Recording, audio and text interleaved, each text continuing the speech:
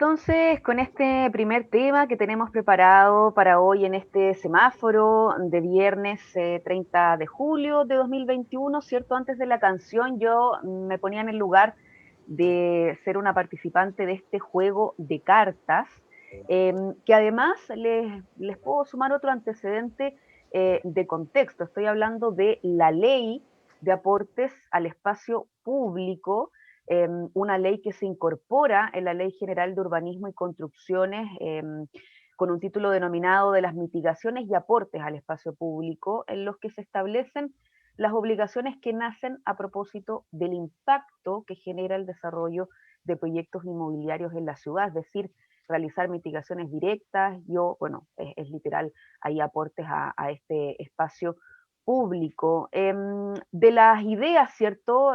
Pasa a ser importante que se concreten en acciones y tenemos precisamente esta iniciativa del Núcleo Milenio Movilidades y Territorios, centro de investigación que desarrolló este Trayectopia. Para eso tenemos ya a nuestra invitada lista para conocer más del origen de esta idea, de cómo se ha llevado a cabo, porque se ha realizado algunas actividades incluso, ¿cierto?, con los municipios que van a ser actores muy relevantes en la implementación de esta ley que ya cuenta con sus reglamentos. Estoy hablando de la urbanista, investigadora, académica de la Facultad de Arquitectura y Urbanismo de la Universidad de Chile y directora del Núcleo Milenio Movilidades y Territorios, Paola Girón. Paola, profesora, muy bienvenida. Hola Diana, qué gusto verte. Gracias por la invitación. Bueno, estábamos hablando de este contexto, ¿cierto? De este juego de cartas y de esta legislación que de alguna manera también esta es una idea que busca apoyar a esos funcionarios públicos que van a tener que desarrollar, gran desafío, los planes de movilidad en el marco de esta nueva ley y en un espacio público que es dinámico. Eso es lo que ustedes también han querido priorizar. Y a veces es complejo entender lo que estamos diciendo, como que el espacio se está moviendo, y eso como que para muchas personas es difícil. Lo que estamos tratando de decir es que igual, aunque sea en pandemia, nosotros nos movemos mucho, que la vida sucede en movimiento, que nosotros nos movemos para ir a dejar a los niños al colegio, para ir a trabajar, para ir a comprar. La vida no sucede nosotros siempre encerrados en las casas. Entonces, entender qué significa esto y cómo esto implica, las implicancias que tiene el uso del espacio público en nuestras vidas es gigante. Y no es solamente la plaza, y no es solamente el parque, sino es toda la ciudad. Toda la ciudad es nuestro espacio público.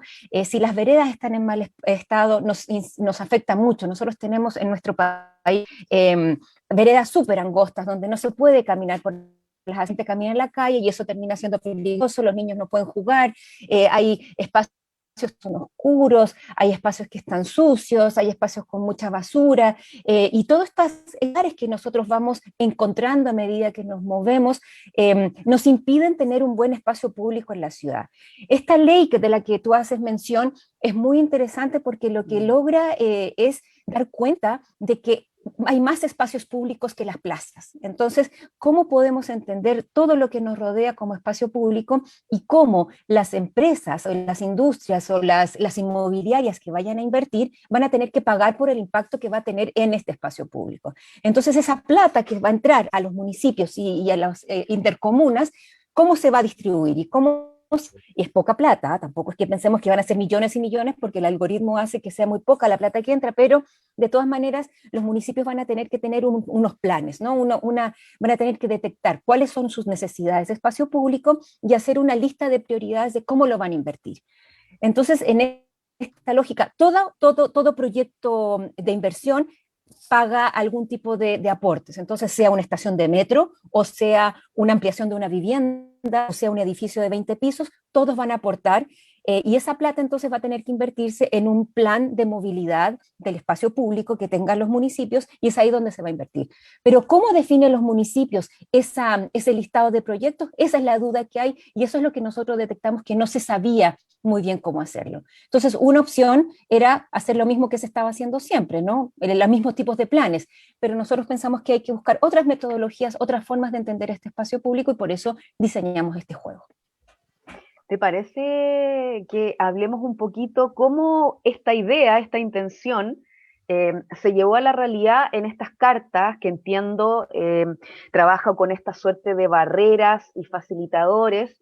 Yo me ponía en el caso, ahí en la introducción, de que, claro, yo asumí una cierta característica de un personaje, y ahí entonces uno iba dilucidando a medida que aparecían, entiendo, algunas otras cartas, todos estos escenarios que uno se puede encontrar en el espacio público, pero además, y esto parece evidente, pero no siempre se toma en cuenta en función del género, la edad, el acceso a recursos.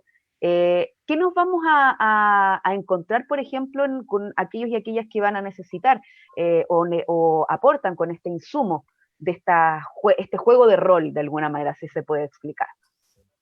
Sí, hay dos cosas. Uno es el rol, ¿no? El rol que uno asume. Nosotros vivimos la ciudad de manera muy distinta. Entonces, muy distinto para un hombre hábil que se mueve con su cuerpo sin problemas por la ciudad a una mujer con niños o con bultos, ¿no? Como ya sabemos que hay formas distintas en que nosotros vivimos la ciudad. Es muy distinto andar con guagua que andar sin guagua. Una mujer con un hijo tiene más complejidades Porque para tiene que hacer moverse. más O una trayecto, persona. primero a colegio, después a trabajo. No. Claro, claro. En general, en la planificación de transporte se asume que uno va a un solo lugar, ¿no? O a estudiar o a trabajar es lo que prima en nuestras decisiones cuando uno analiza la encuesta origen-destino. Pero cuando empezamos a ver el detalle, la complejidad que tenemos para movernos, hay muchas, muchas, muchas dificultades que vamos viendo dependiendo de la persona. Entonces, no es que el problema siempre esté en el espacio ni en la persona, sino en la relación que tiene la persona con el espacio. Entonces, ahí nosotros podemos tener personas con guagua, personas con discapacidad, personas que son ciegas, personas que están viajando con cosas, o que viajan en la mañana o en la noche, o que viajan en metro. Hay unas que salen con bote, ¿no? Si están en Chiloé, puede que Exacto. viajen con lancha, ¿no? Puede que no haya solamente un trayecto, sino que vayan a 3 trayectos. Entonces, primero van a dejar al niño, después pasan a comprar el desayuno y después llegan a la pega, ¿no? Entonces, todas esas paradas hacen que cada persona no solamente pueda asumir un rol, sino también desarrolla la empatía, ¿no? De poder entender cómo podría ser la vida del otro, cómo es tan la vida del otro. Y eso es uno. Por un lado, uno asume ciertos roles y por otro lado, a medida que asume este rol, va enfrentando estas barreras. Nosotros, a través de todas las investigaciones que hemos hecho, hemos detectado 8 barreras. La más común es la físico-espacial, ¿no? Que está la vereda rota o que no está el paradero, pero también hay otras que para nosotros han sido bien importantes. Por ejemplo, la corporal emocional. El miedo, por ejemplo. Hay personas que tienen miedo de viajar de noche, hay personas que tienen miedo de viajar en metro, o hay personas que en áreas rurales, por ejemplo, puede que tengan miedo porque pasan muy rápido los autos, ¿no? Cuando van en bicicleta por la berma. Hay distintas miedos, o también hay felicidad, también hay agrado, también hay cosas muy positivas. Una de las barreras que para nosotros ha sido fundamental es la hormonal, ¿no? Como yo no viajo solo, generalmente uno viaja con alguien o se encuentra con alguien, entonces organiza la vida a través del movimiento. Entonces va enfrentando estas barreras de distintas formas y la idea del juego es que la persona que más identifique las barreras que va a enfrentar una persona con ciertas características en el juego, ¿no? La idea de jugar es bien importante para nosotros porque este lado lúdico es entretenido, las tarjetas son bonitas, como lo hemos jugado, ha sido entretenido, lo hemos jugado con niños, entonces ha sido muy, muy bonito jugar este juego, pero nos hace poder entender que al principio pensábamos explicando lo que era el tema de la planificación urbana, que la verdad es fome, pues sí, es una discusión media aburrida, y hacerla un poco más lúdica para que las personas entiendan que la vida sucede en movimiento y esta vida tiene un impacto y cualquier inversión, cualquier intervención que hay en el espacio público nos va a afectar la. Entonces, fíjate el juego, ¿no? Por un lado, asumir un rol y por otro lado, ir enfrentando estas distintas barreras que vamos encontrando a medida que nos vamos moviendo. También con esta intención de empatía, de ponernos en el lugar de otros en este espacio público, en donde nos interactuamos. Estamos conversando a esta hora con la urbanista, investigadora académica de la Facultad de Arquitectura y Urbanismo de la Universidad de Chile, además directora del Núcleo Milenio Movilidades y Territorios, Paola Girón. Y estaba leyendo, profesora, que, por ejemplo, en el caso de la Municipalidad de Renca, por ejemplo, en la Mesa Comunal de Movilidad, estuvieron ahí utilizando Trayectopia para ver su plan regulador, actualizarse, dice, después de 40 años, y participaban, por ejemplo, organizaciones de ciclistas, choferes de locomoción colectiva, transporte público, los funcionarios municipales. ¿Qué sensación han tenido con estas o retroalimentación, comentarios que les han llegado ante aquellos actores que ya han estado aplicando esta alternativa? Sí, fue interesante el trabajo en Renca, porque igual ese municipio ha hecho muchas cosas, es un municipio complejo, también el alcalde lo ha dicho muchas veces, las dificultades de decisiones que se toman en ciertos territorios que no dependen 100% del municipio. Claro. A mí me tocó, cuando jugamos este juego en Renca, me tocó una mesa bien interesante, porque estaban organizaciones de ciclistas, habían personas que esto fue, lo jugamos un poco después del estallido social, entonces se habían modificado mucho las prácticas de moverse, pero también habían choferes de colectivo en esa mesa. Entonces las visiones que había sobre el juego eran súper distintas, las cosas que cada uno veía. Por ejemplo, los choferes de colectivo, algo que me sorprendió mucho, tenían clarísimo los lugares que habían basuras y eran calles largas donde había muchas que la gente no se baja, quería estar ahí, y era un espacio que la gente que no se entendía como un espacio tan inseguro, pero ellos lo veían así, mientras que los ciclistas veían otros espacios, o las personas que caminaban o usaban transporte público o andaban en auto, se veía muy distinto. Nos tocó también trabajar con una chica que era chofer de Uber, entonces también su visión del espacio era muy distinto, como mujer también, pero además como chofer que recorría mucho la comuna. Entonces, lo interesante de abrirse y jugar este juego es que se iluminan nuevos territorios en el espacio, se iluminan formas de vivir ciertos espacios de otras maneras que quizás nosotros no lo tenemos registrado, porque es muy difícil entender la experiencia del otro, es súper difícil, porque uno está acostumbrado a su propia experiencia. Entonces es bien importante poder buscar maneras de escuchar al otro, como decías tú, la empatía es muy importante, y en el caso de Renca fue relevante, ellos tienen su trabajo, el plano regulador funciona con sus mecanismos, y ellos ha sido bien interesante poder discutir, ellos también tienen una mesa de movilidad, entonces todas estas herramientas que nosotros vamos desarrollando complementan ciertos trabajos, no es que suplan todo, sino que complementan ciertas herramientas de planificación que ya existen, complementan metodologías, y a nosotros se nos hace muy interesante relevar el rol del planificador a nivel municipal, que los planificadores, las personas que tienen que tomar muchas decisiones, puedan tener más herramientas para hacer diagnósticos y también para funcionar como contrapartes cuando viene una consultora a hacerles un trabajo, ¿no? Que puedan tener más herramientas de discutir sus propios territorios y diferenciar, ¿no? Lo que sucede en Renca probablemente sea muy distinto a lo que sucede en Providencia o muy distinto a lo que sucede en Concepción, comuna rural, en el sur de Chile, como decía, en Alto Hospicio, en Chiloé, hay realidades muy distintas que no podemos homogeneizar y pensar que todos se mueven como nos movemos en Santiago. Quería también preguntarle a lo mejor, aprovechando porque contábamos lo sucedido en Renca, y claro, es un periodo en donde se habla de este uso de espacio público en crisis, considerando la pandemia. Si podemos también tratar de explicar un poco esta idea, considerando lo que hemos vivido en los últimos meses, o un poco más de un año, y cómo eso impacta también, porque, no sé, habrá menos transporte, los servicios públicos también horarios diferenciados, no sé, pero para también hacernos una idea cuando hablamos de este espacio público en crisis. El espacio público se ha transformado completamente. Nosotros a partir de lo que ha estado pasando evidenciamos, por ejemplo, el aumento considerable en repartidores. Por ejemplo, Claro. que usan los espacios públicos de una manera muy intensiva, esquinas, strip centers, uno los ve parados ahí, Sí.